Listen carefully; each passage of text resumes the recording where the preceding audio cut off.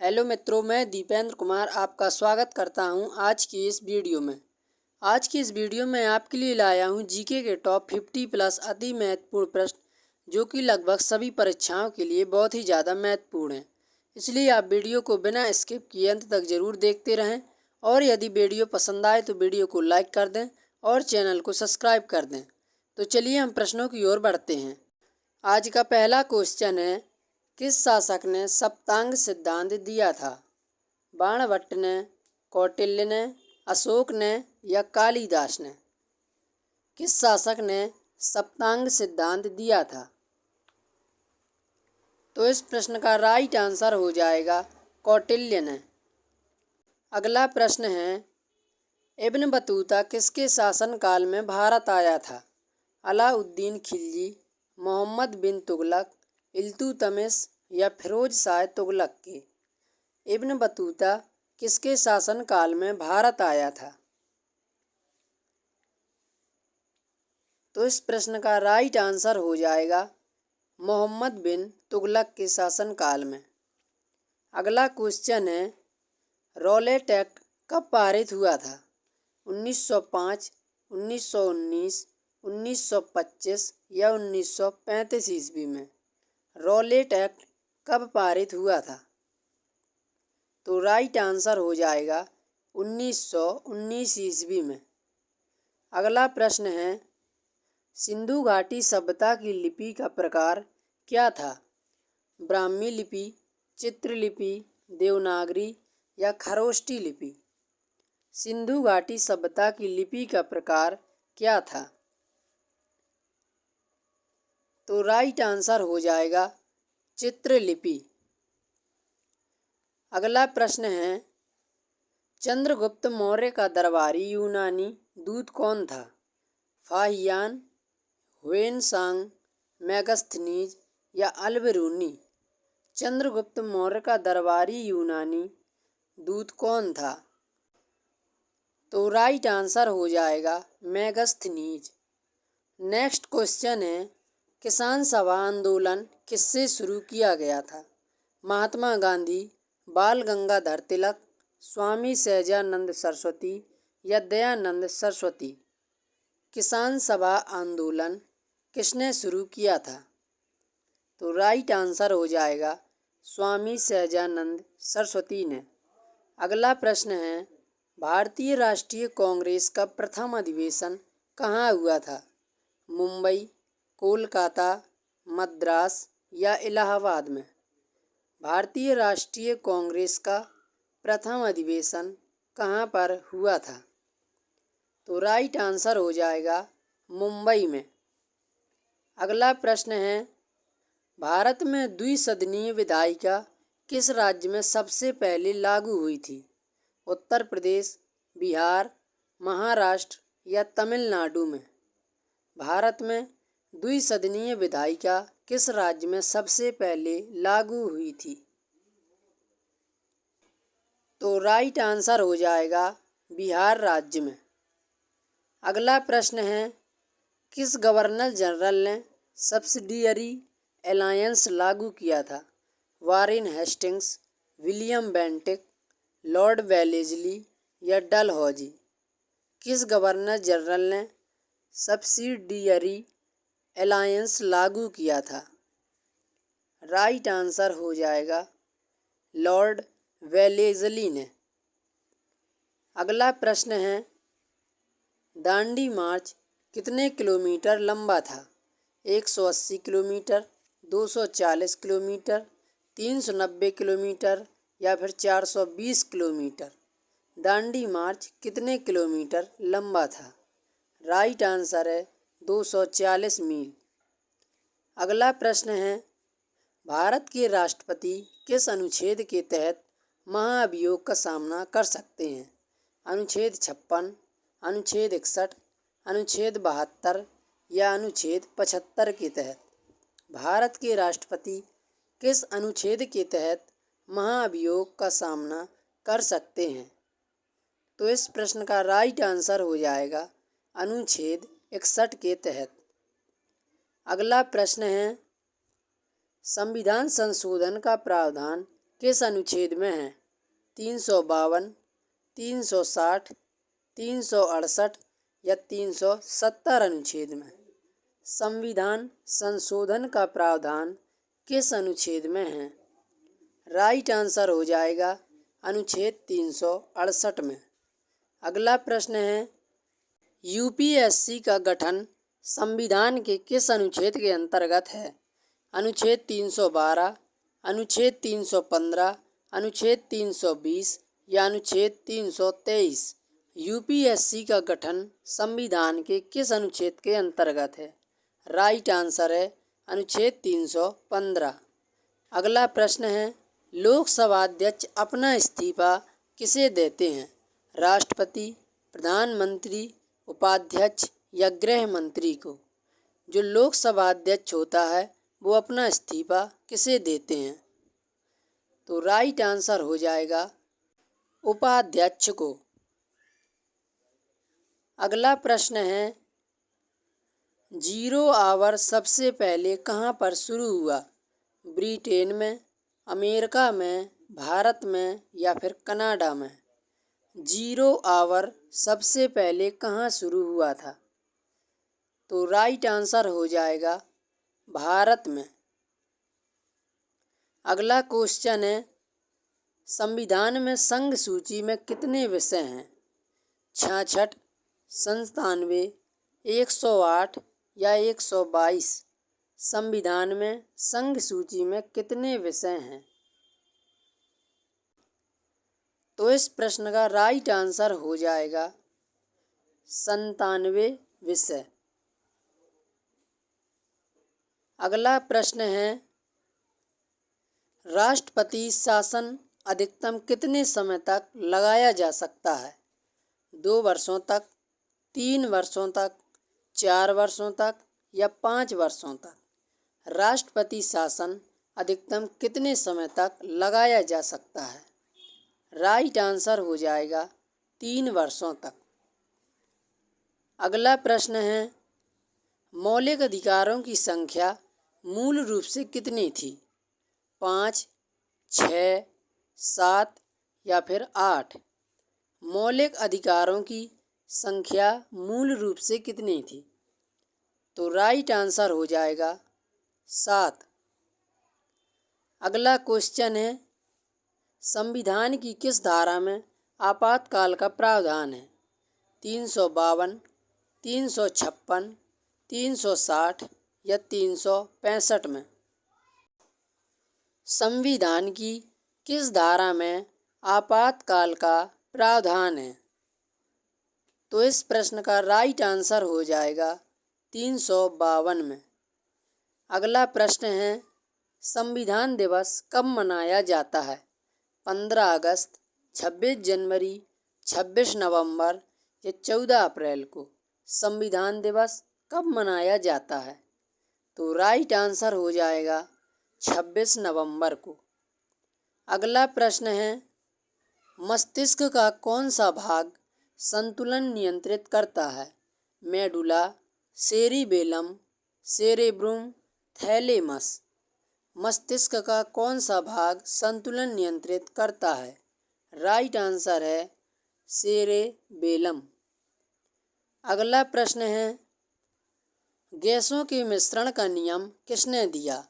बायल ने, डाल्टन ने, पास्कल ने या गै-लुसैक ने? गैसों के मिश्रण का नियम किसने दिया था? तो इस प्रश्न का राइट आंसर हो जाएगा जॉन डाल्टन ने।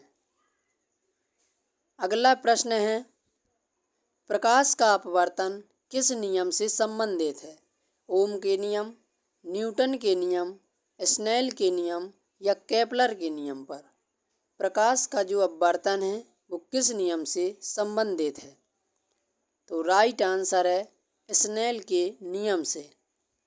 अगला प्रश्न है, रेडियो धार्मिकता की खोज किसने की थी? Marie Curie, Rutherford, Henry Becquerel या जेम्स चैडविक ने? राइट आंसर है हेनरी बैकरल ने। अगला प्रश्न है, सबसे शुद्ध रूप का कार्बन कौन सा है? कोयला, ग्रेफाइट, हीरा, चारकोल। सबसे शुद्ध रूप का कार्बन कौन सा है? तो इस प्रश्न का राइट आंसर है हीरा। अगला प्रश्न है, हमारे शरीर में पित्त का निर्माण कहाँ पर होता है?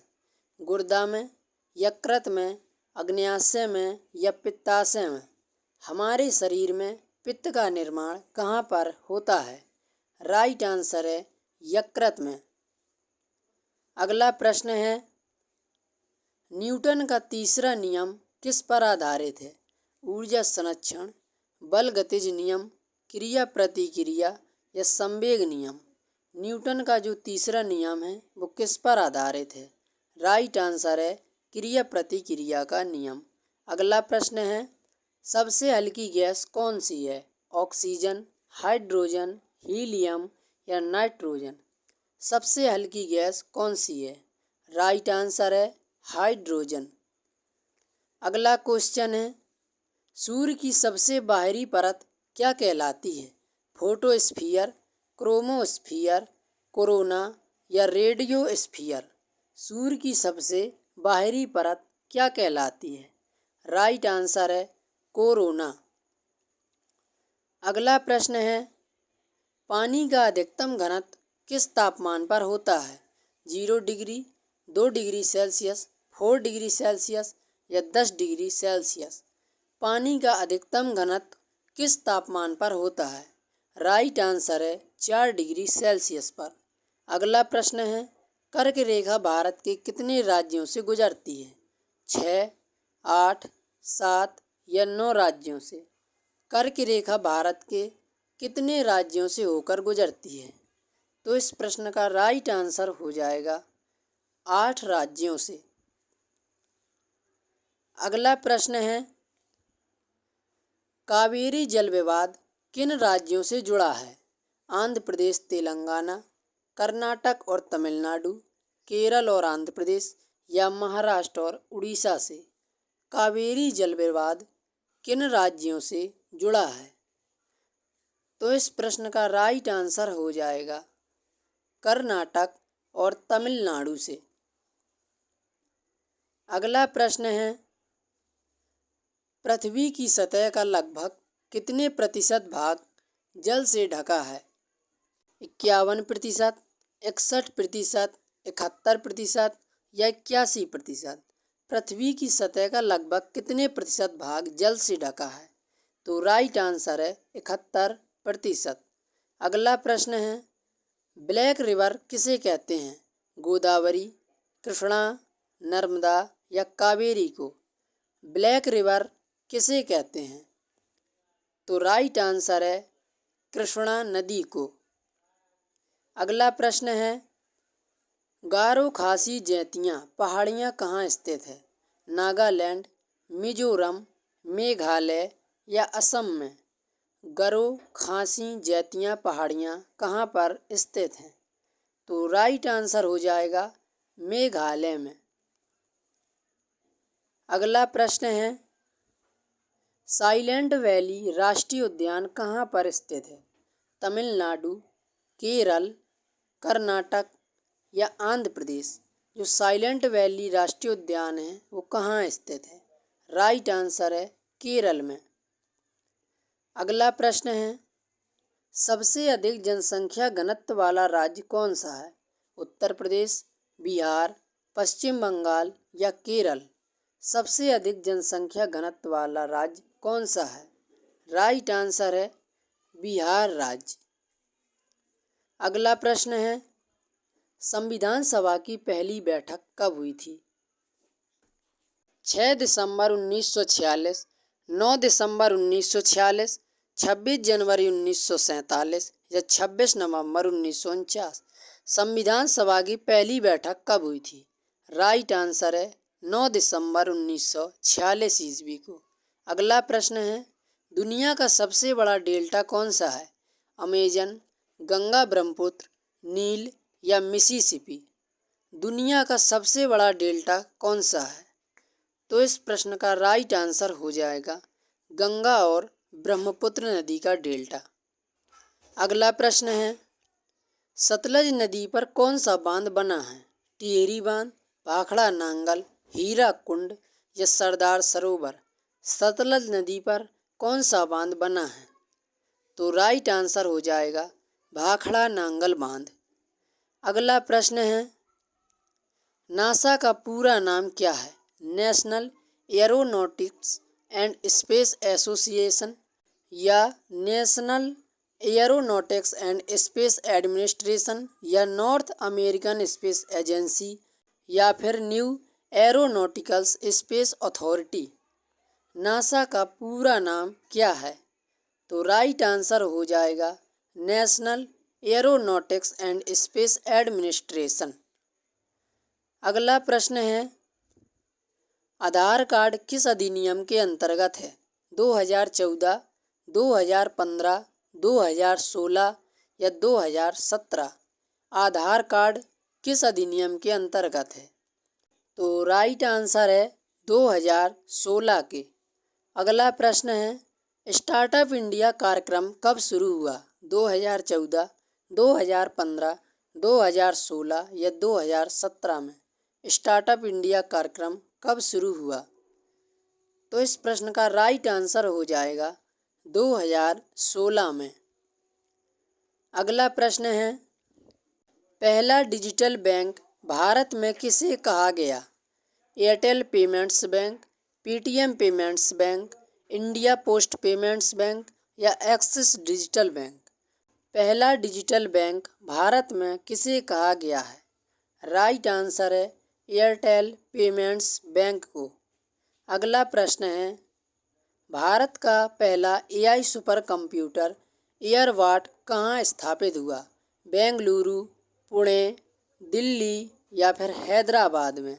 भारत का पहला एआई कंप्यूटर एयरवाट कहाँ स्थापित हुआ है?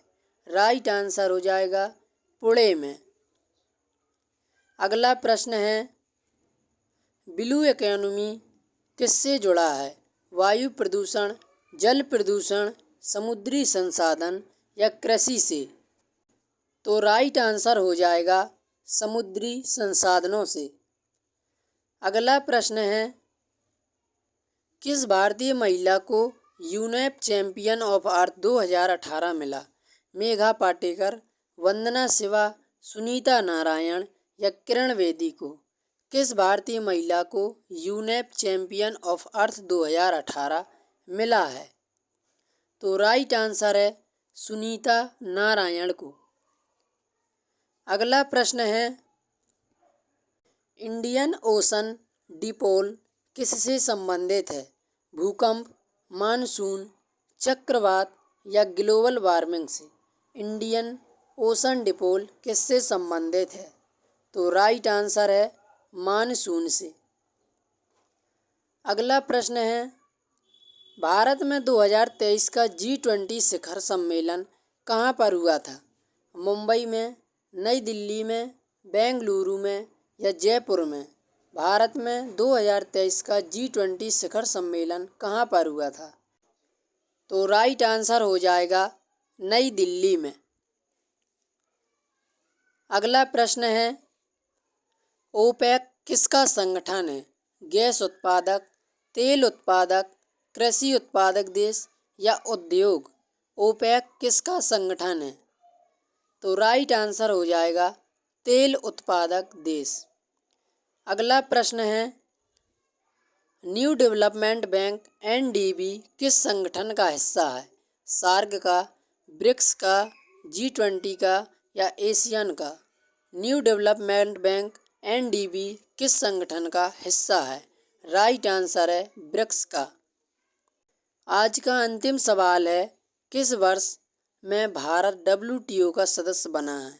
1993, 1994, 1995 या 1996 ईस्वी में।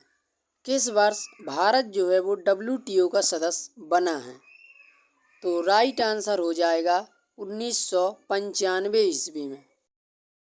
यदि आप इसी तरह की और वीडियो प्राप्त करना चाहते हैं तो कृपया वीडियो को लाइक कर दीजिए और चैनल को सब्सक्राइब कर लीजिए और बेल आइकन को ज़रूर दबाइए ताकि आने वाली अगली वीडियो की नोटिफिकेशन सबसे पहले आप तक पहुंच सके। धन्यवाद।